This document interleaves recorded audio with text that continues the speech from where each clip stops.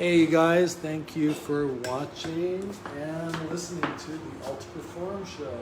And we're doing an UltraPerform Business Networking Event here at Tappo, 565 East, 2100 South. I've got a very special guest here, Phoenix Hammer Strum. We always want to say strong, right? Well, everyone spells it and mispronounces it as Hammer Storm. Hammer Storm. Yep, I've actually talked to my brothers. About changing our last name to that. Yeah. But we'll see. But my dad's still alive, so you can always change yours. I know, I could. Yeah. I thought about going out to the DMV and seeing if I could get it done with no one even noticing.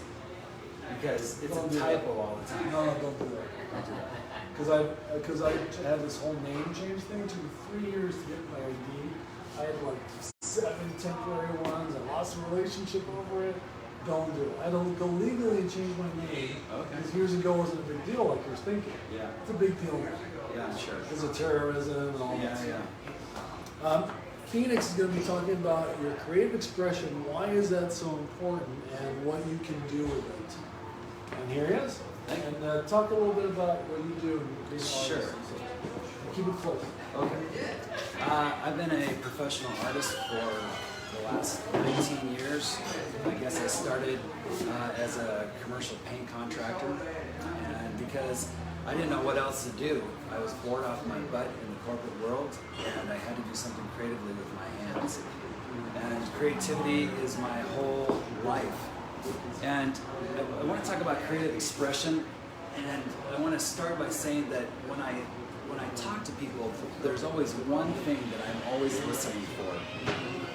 In every single conversation that I'm in, no matter who it is, I'm listening for what somebody is passionate about.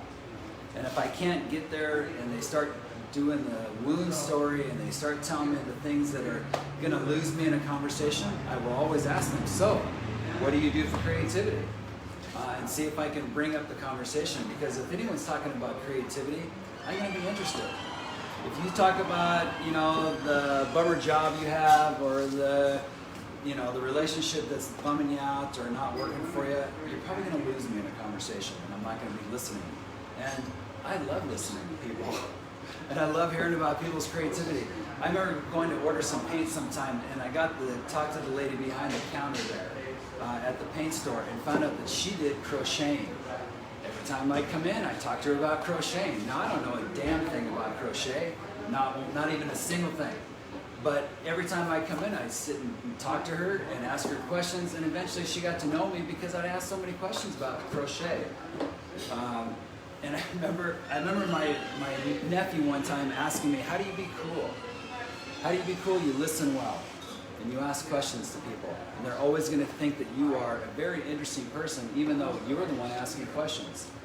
So creative expression, everything in my life is a creative expression. The question that was asked of me several years ago was, how do I turn my whole life into a work of art? And I found that a very good and challenging question. How do you turn your whole life into a work of art? And what does it look like? For me, my work of art in my life is balance of health. Try not to eat crap and try and eat better stuff. Creative expression also comes out in every damn thing that I do. Because I don't watch TV, I don't listen to radio, I can't stand the commercials on either end. I have Red2 Premium, so I don't have to have the commercials. And a lot of times I don't even listen to music anymore, not all the time. And the reason for that is because it's distracting to me. Music takes time. When I'm in a creative zone, it's probably one of my favorite places to be on this planet. I have a good time with it.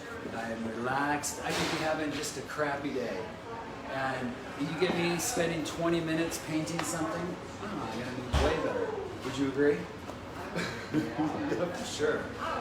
So, and I noticed something about during the COVID. During all of this shutdown time, I heard people doing all kinds of creative stuff for the first time in a long time. always a big fan of it. I've got an appointment with your granddaughter at some point to make flowers and to teach her what I know about art, which is funny because I don't know anything official from a schooling standpoint. I've never taken one official art class, not 1 hour. I have just done applied application and guts, and I like doing art therapy with people. The reason for the art therapy is it gets people out of their logic brain, and a lot of times I will paint with them and I won't even give them a brush. My favorite place to get painting tools is at the thrift store kitchen utensil bins, because you can find some very interesting tools in there to make interesting patterns. I have some art. Should I show any art here today? Which one you want? Whatever. You show the guitar. I'll do the guitar first. Or I'll show you the one in progress. The flowers are the one in progress. This is a guitar, and I was just playing around with this. This is a Gibson guitar. Whoops, sorry. This has resin on it. It looks like a lizard in its texture. And me, I am constantly playing around with textures and materials and paints and any. Oh, you're good on that. You're good. Do the yellow one. Let's do the yellow one. I'm a fine artist. I do abstracts, and I love abstracts. I found that the abstracts, the backgrounds were more interesting than the foreground. However, I love doing flowers. This is a work in progress. I like doing the fat texture because, well, people like touching the paint. The biggest question I get about my art is it wet? Can I touch it? Mm-hmm. All the time. And What's the answer? yes, of course, for the most part. But there are times where, it's a soupy mess and you can't do anything until it dries. That's the interesting thing about paint. Every painting looks amazing when it is wet. You have to wait until it's dry to see whether or not it's going to play or not. Okay, done with this one. You're good. But I love doing the abstracts because it's about feeling. Whatever. Anyone that you want? Sure. Yeah, this is a good one. I thought this one would be good here in this restaurant.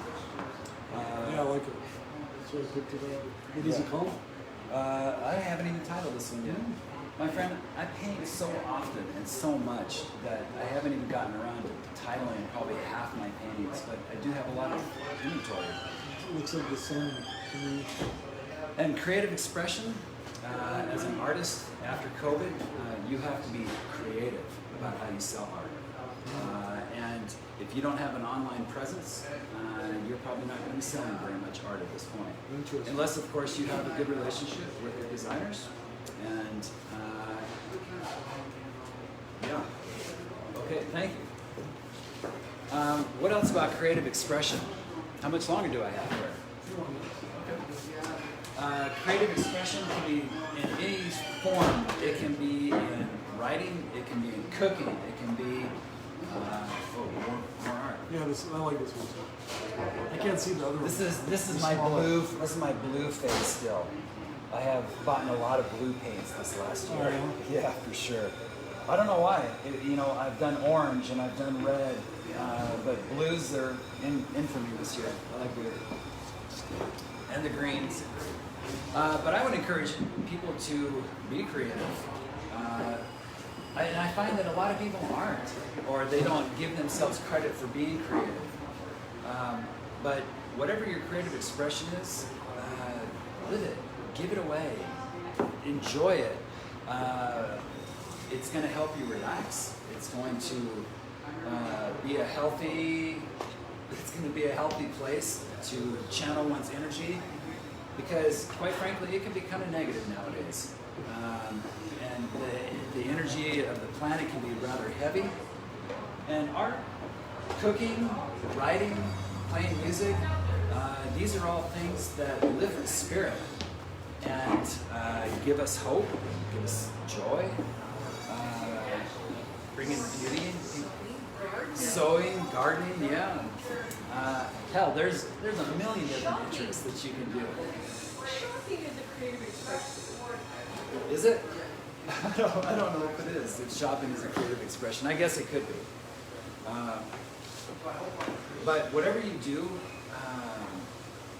I guess what I see about creative expression is that it is an area that I guess I tap into the divine, my spiritual guidance on things, because sometimes I just don't have the answers in life.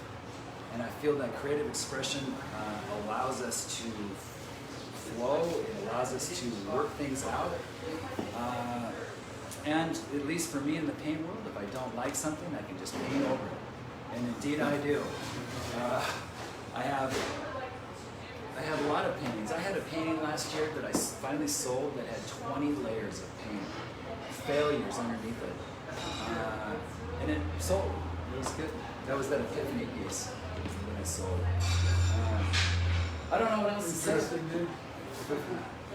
Well, what I learned about epiphany, what I learned about an epiphany, because that's what I titled this painting, was that an epiphany always follows a problem. And whenever there is a problem, you can guarantee that there's going to be an epiphany at some point. And the definition of an epiphany is the answer to a long deliberated problem. And the epiphany comes out of the blue. And it seems to me that they go hand in glove. The epiphany never is going to come before the problem. It's always going to come after. But, that just gets me. I love titling the paintings. For me, I think the title is as important as the piece itself. I guess because it kind of tells a story or it leaves it open. That's what I like about abstracts, is the fact that as much as I like being a good storyteller, I like people to have their own interpretation of things. This is why we love looking at the clouds, because the fact that we all have imaginations that we like to use. Great. Thank you. Thank you for having me. Thank you very much, Mike. Thanks for being here. So I started this networking event. Thanks again, Phoenix, for being here, for doing that. Appreciate it. I started doing this because I wanted to share cooperation with people. I learned from Bernie Dorman. He was a founder of CEO Space. He passed away about a month and a half, 2 months ago. And he taught us about cooperation. It's over 100,000 members and the international members in CEO Space. It taught me a lot of different things about business and being your own brand and raising capital and tons of stuff. Great network, great program. And I wanted to share a little bit about cooperation because I saw how much of a difference it made for people cooperating with each other.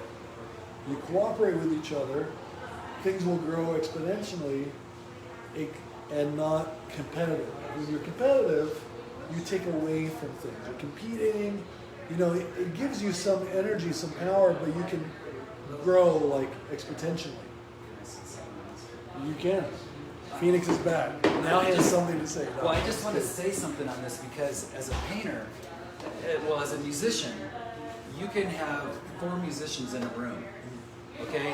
One guy's going to start strumming on the guitar, another one's going to start playing the drums, and next you have a hit song. Oh, yeah. But painters, okay, the cooperation is almost zero. You put 4 painters in a room, they're going to go all paint their own 4 corners. Because why? Because they're afraid of stepping on your toes if you put something on the canvas. And so the cooperation piece, I am fascinated to find arenas that allow painters to cooperate together. Maybe you should create one. I'm looking to do something. That's a great idea. A big tapestry or something, and That's a good we idea. could go down. Yeah, that's awesome. So cooperation. I made a lot of money in cooperation. I have a story I'll share with you. The door's open, so we can shut it. So I had this guy come to me. I have this supplement company called UltraPerform, and he came to me. He saw my products in different stores, right? Which was part of my plan in the first place, to have paid advertising. You know, I like to get my advertising to pay for itself, or just use my energy to do that. Because you can just burn your money doing advertising. And I do that for people. I do marketing for people. But he came to me because he saw my product and he had a multi-level marketing company. He wanted to rebrand my product. So he took me out to lunch and breakfast and, you know, a few things just to connect and network. And he bought 200 capsules, which is nothing. It was like, let's say it was 40 bucks. I don't remember. And I was like, all this and he's buying, that's it? But I kept telling myself, cooperate.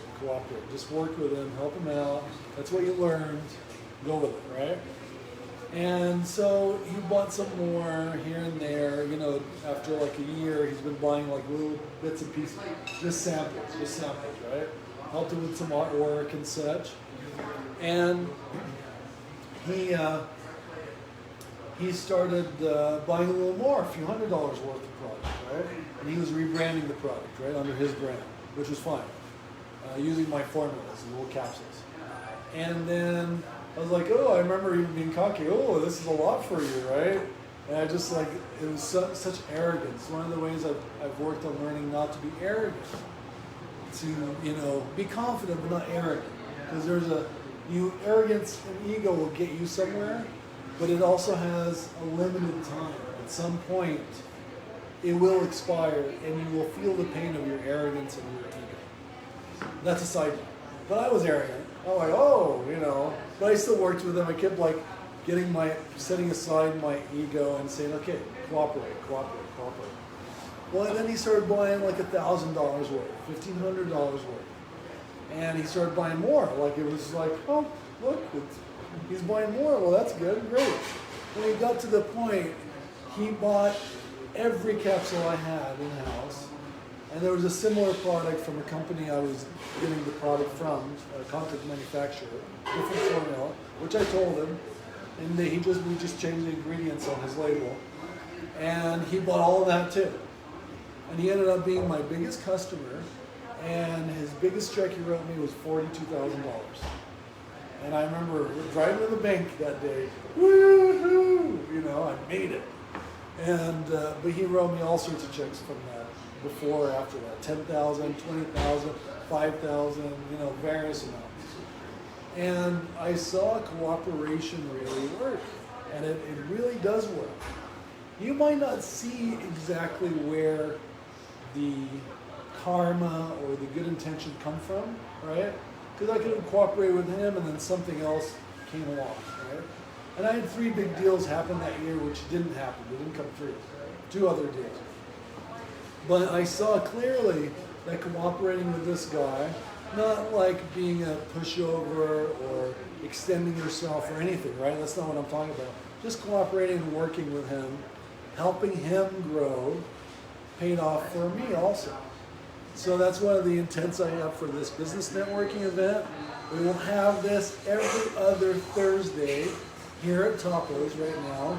And next week we'll have a social event where we'll have like someone on open mic. Maybe I'll do some comedy or something. And we'll do something like that. It'll just be a social. You can meet people, singles, couples, just have a good time. So thank you guys for watching and listening to the UltraPerform Show, the networking session, and that's it.